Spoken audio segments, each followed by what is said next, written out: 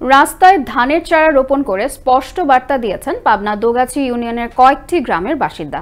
রাস্তা যেন চলাচলের জন্য নয়, বরং চাষাবাদের উপযোগী। দুর্ভোগে অতিষ্ঠ হয়ে অভিনব প্রতিবাদে নেমেছে এলাকার স্কুল কলেজের ছাত্রছাত্রী, কৃষক, শ্রমিক ও এলাকাবাসী।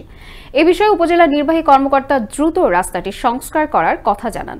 পাবনা থেকে জেলা প্রতিনিধি সেলিম মোর্শেদ রানার পাঠানো তথ্যচিত্রে বিস্তারিত জানাচ্ছেন সহকর্মী জয়নাল আবেদিন। পাবনা সদর উপজেলার দুগাছি ইউনিয়নের আনিসমুর থেকে সদিরাজপুর গুচ্ছগ্রাম পর্যন্ত প্রায় 3 কিলোমিটার রাস্তা বিগত 54 বছরেরও বেশি সময় পার হলেও পাকা হয়নি। গুরুত্বপূর্ণ এই গ্রামীণ সড়কটি মরার উপর খাড়ার ঘা।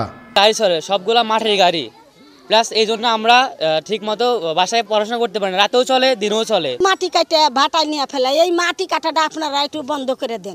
আমাদের স্কুলে পৌঁছাতে দেরি হয়ে যাচ্ছে।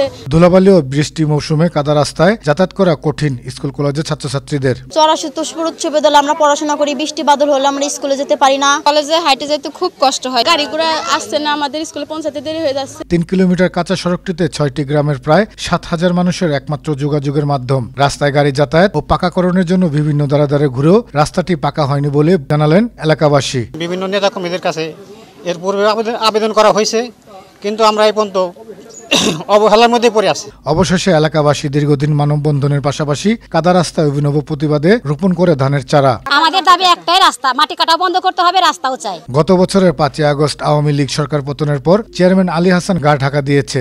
তবে এই বিষয়ে উপজেলা নির্বাহী কর্মকর্তা নাহারুল ইসলাম দ্রুত ব্যবস্থা নেওয়ার কথা জানান। এই রাস্তা নির্মাণের ক্ষেত্রে সংশ্লিষ্ট যে সকল দপ্তর অধিদপ্তর কাজ করে থাকেন তাদেরকে আমরা অবহিত অলরেডি করেছি এবং আগামীতেও করব, যেন মানুষের দুর্ভোগ লাঘবের জন্য দ্রুত এটি নির্মাণ করা যায়। সরকারের প্রচেষ্টায় দীর্ঘদিনের অবহেলিত রাস্তা পাকাকরণের কাজ হাতে নেবে, যোগাযোগ ব্যবস্থা প্রতিষ্ঠিত করবে, তাহলে অর্থনৈতিক উন্নয়ন ও সামাজিক পরিবর্তনের সূচনা হবে বলে মনে করেন সচেতন মহল। জয়নাল আবেদিন, আনন্দ টিভি, ন্যাশনাল ডেস্ক।